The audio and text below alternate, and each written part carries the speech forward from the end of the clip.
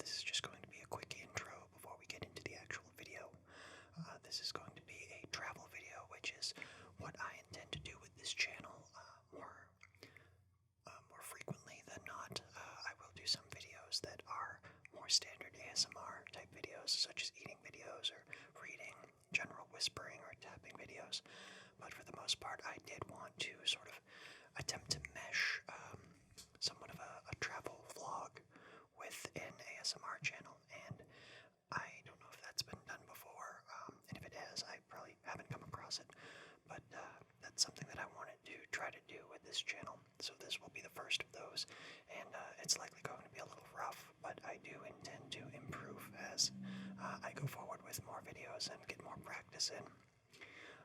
Before we jump into the video, I did want to point out that the space that you can see here around me, which is actually a space in my basement, is likely going to be my sort of unofficial ASMR studio. I did film a few videos in our office space upstairs, but because my wife and I both share that for our regular sort of day-to-day jobs, business work and stuff like that, I didn't want to utilize it for ASMR because I'd prefer to have a studio space where I can set up things such as lighting, camera, backdrops, things like that, without having to constantly clean up or rearrange things so that it can sort of revert back into a standard office. I wanted it to maintain its sort of studio layout from one video to the next. I'll just make it easier for me. And so this is the space that I'm going to be using. It's actually a small space, sort of a separate room in one of our basements. We have two separate basements because we have an older farmhouse, and it was originally two houses, or a house and a barn or something like that, that got merged into one, and so there are two separate basements. Anyways, I feel like this space will be much more sort of maintainable and much more functional for using as a studio. I do plan on putting up some shelving and putting up a couple different sort of like backdrops that I can use, whether it be a green screen or just something that's a little more pleasant than the fieldstone walls that are behind me and to my sides. And also, obviously, I plan on picking up better lighting and things like that. So, without further ado, let's go ahead and jump into today's video. So for this trip, I am actually traveling to Dallas as well as Albuquerque. This airport here is actually the Detroit airport. Even though I flew out of Boston, I had to make a layover in Detroit because I often fly Delta, and with Delta, unless you want to pay quite a large sum of money, you generally have at least one layover when traveling partially or entirely across the country. The Detroit airport is actually pretty cool though. They have this overhead monorail that actually travels inside of the terminals, and I believe can actually take you between the terminals, so if you're going all the way from one end to another, you don't have to walk, but I prefer to walk because it's nice to stretch your legs in between getting from one flight onto the next. So yeah, it was a pretty decent walk. I believe I was going all the way from one end to the other. I was around gate 65, and I had to get to gate number 5 or something like that. As you can see, it's a relatively large terminal, but it's nice because it's pretty much a straight shot from one end to the other. It was also nice because they had a lot of their Christmas decorations out already, and it obviously wasn't anything too insanely festive, but it sort of livened the atmosphere. And they have nice things like this cool fountain, which I always enjoy sort of stopping and watching for a few seconds. It sort of just launches water at random intervals into the middle, and it's pretty cool to watch. I wish I could have gotten a slower motion shot. This is 60 frames per second reduced, but if I could have gotten it at 120 and reduced that, probably would have looked really cool. This is one of the large Christmas trees that they have in the terminal. I believe there's one in each terminal, and it's probably about 20 to 25 feet tall. I don't think it was real. It's most likely just a fake tree that they bring out and assemble every year around this time, but I appreciate the effort. It's nice to have something to look at other than just other travelers and beige walls and metal railings. They also have some pretty nice stores in the Detroit terminal. It's tricky when you're on these delicious looking treats. And as I've mentioned in previous videos, I have a $60 daily budget when I travel from my company, so it's hard to not constantly grab food. At one point, I was planning on taking the monorail just to finish off my walk, just so that I could show you guys what it's like. But unfortunately, when I got up to the nearest platform, it looked like it wasn't going to be arriving for 4 or 5 minutes.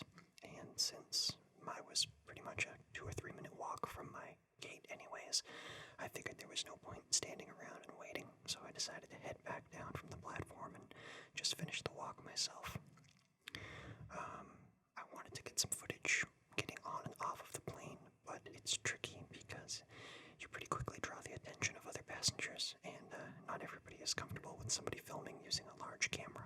And I didn't want to switch to my phone because I was worried about the quality of the footage with the low lighting. The day itself was actually kind of dreary and drizzly, so there wasn't much of a nice sky to look at until we got up in the air at least. But it wasn't a terrible day for traveling. I believe on this flight I was in a comfort seat, which means one step above sort of your standard main cabin, but not quite first class. You can see I am 6'2", and I have pretty long legs, and so I kind of have to smush myself into seats, but at least with comfort I have a little bit of room, and at least my bag gets priority as far as getting on the plane. I did, however, get some of the, or I should say I did get some of the takeoff, but for some reason this was a relatively long taxi, meaning the time it took to get from the gate to where we were actually lifting off from. I'm not sure why, but maybe it has something to do with the layout of the Detroit airport specifically, or maybe they were busy that day, but it felt like we were taxiing for almost 15 minutes before we actually took off. Even at that point, when we were getting ready to actually take off, there was a gentleman still on his phone, to the point where a flight attendant actually had to walk up and ask him to stop, which is pretty crazy. I mean, most people know to turn their phones off before you even leave the gate. That was at least 10 minutes after we had been taxiing around the runway. I tried to keep my camera as steady as possible during takeoff, because I obviously wanted you guys to get a nice shot and not get any kind of motion sickness, but I'm not exactly sure how well I did. It's a little difficult to maintain a camera as steady as possible while the entire plane is jostling around at high speed. The nice thing, though, is once we took off and got above the clouds, it was actually relatively nice out. Obviously, once you're above the clouds, there aren't any clouds. We also got this cool effect, which I've seen on numerous planes, where if the sun is on the opposite side of the plane that your window is, it sort of creates this rainbow corona that generates around the shadow of your plane on the clouds below. And I've always thought that was pretty cool. I haven't seen many people ever post pictures of it or anything like that. Landing in Dallas, again, the weather was kind of crummy. I believe there's been several storms moving across the U.S. this week, so it was kind of drizzly and gray. Nothing really beautiful to look at. I don't believe the Dallas-Fort Worth airport is actually anywhere near the city anyway, so even if it was nice weather, you probably wouldn't have had much scenery to take in. I generally grab taxis when I'm leaving the airport, but for some reason, Dallas-Fort Worth doesn't have much of a taxi booth. It's pretty much all Ubers, so I ended up grabbing an Uber to take me to where I was working, which was one of the local hospitals. I generally work in hospitals. Again, trying to get footage for you guys. Traveling down the interstate is tricky because it's a little bit bumpy, and even though I was doing my best, the footage is probably quite a bit shaky. I obviously didn't film any of my work because that's confidential, but this is when I arrived to my hotel room.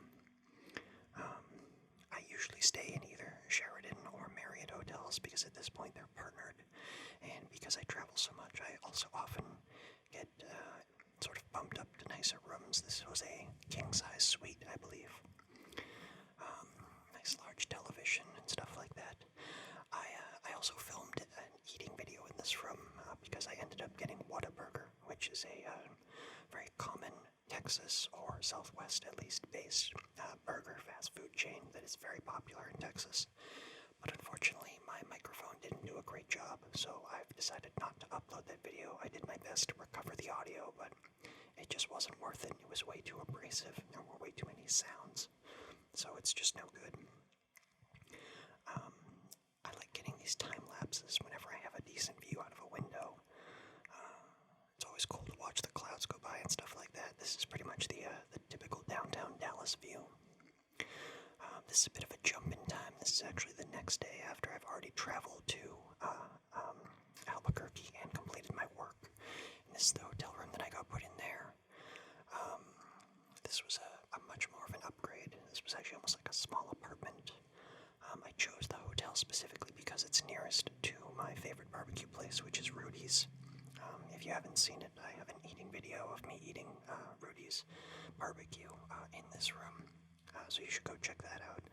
But yeah, this room was pretty crazy. It was actually 2 floors, an upstairs and a downstairs, and there were 2 separate bedrooms, both with king-size beds, 2 separate bathrooms, a living room, a full kitchen with like a refrigerator, a microwave, and oven. So it was kind of cool to have. I ended up using those stairs to exercise. Went up and down the stairs 50 times. Worked up quite a sweat.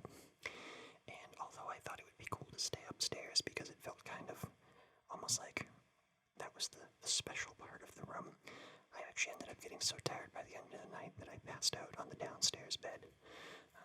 But it had this really cool sort of open atmosphere where the upper floor just overlooked the lower floor. Very cool room.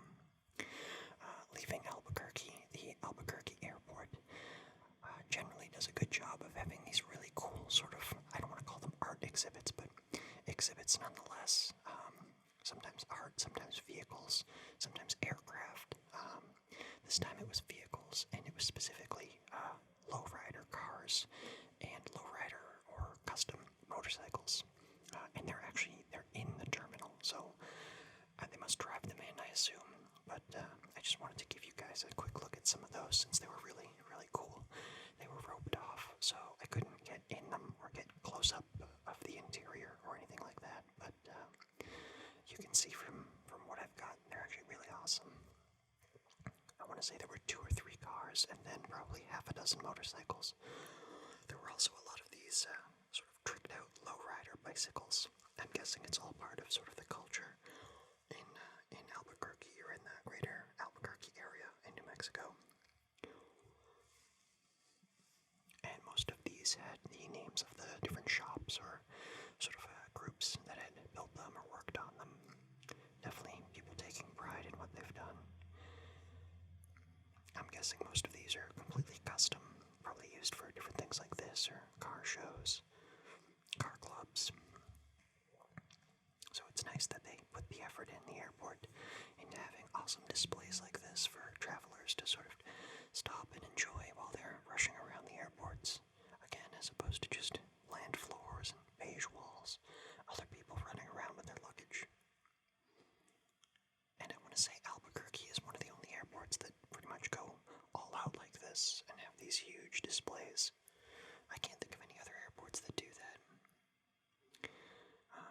This is sort of an awesome, like, sculpture or statue that greets you when you walk into the larger terminal area. I've always thought it was awesome. It's like a Native American with a cape and an eagle, like, leaping off of a boulder. It's very tall. I don't know if you can tell from the footage, but it's like 15, 20 feet tall. The food area is a little lacking, but I decided to get pizza and some Sprite. And then after that, I actually went over to Baskin-Robbins and I got myself a banana split, which the girls thought I was a little odd ordering a banana split at 9:30 in the morning, but since that was the only time I could eat, I figured why not. It was very odd. In the morning, it was a mix of foggy and dusty, and it created this surreal, almost Martian look out on the tarmac. You can see there's planes off in the distance that you can barely make out, and even though you can make things out nearby the terminal, once you sort of look out maybe 100 yards, it sort of just fades into this gray, dusty distance. It's very eerie, and yeah. So that was the trip. So yeah, that was my trip to Dallas and Albuquerque. I was gone from Wednesday till Friday evening, and I didn't get to film as much as I wanted to. There are definitely some sections that I'm missing, a couple different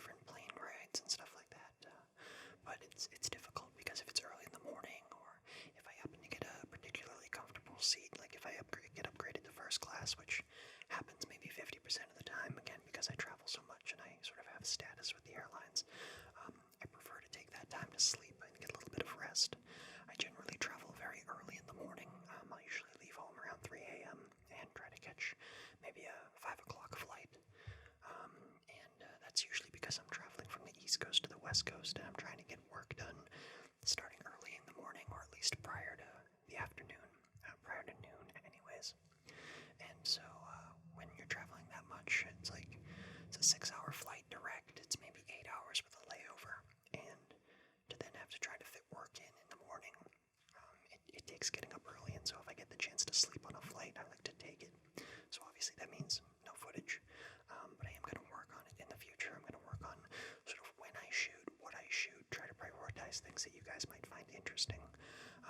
I did have a longer sort of like walk around in the hotel room, which I might try to do something with, but it just didn't seem very interesting, and I'm not sure if you guys are going to find these interesting at all. I'm obviously going to try to make them as interesting as possible going forward, and on trips where I have more time to maybe walk around the city and take videos of stuff like that, especially cities that are maybe a little more interesting. Albuquerque and Dallas are difficult because everything's very spread out, and so you can't very easily walk from one place to the other, as opposed to like Chicago, New York, Boston, even certain parts of LA. You can walk around and do a little sightseeing, but in some cities everything's just a little too spread out, and it's a little too difficult to do on foot. But yeah, hopefully you guys have enjoyed this. Hopefully I get a chance to make more of these for you. And yeah, if you've liked, definitely subscribe for more videos like this. Feel free to go check out my other videos.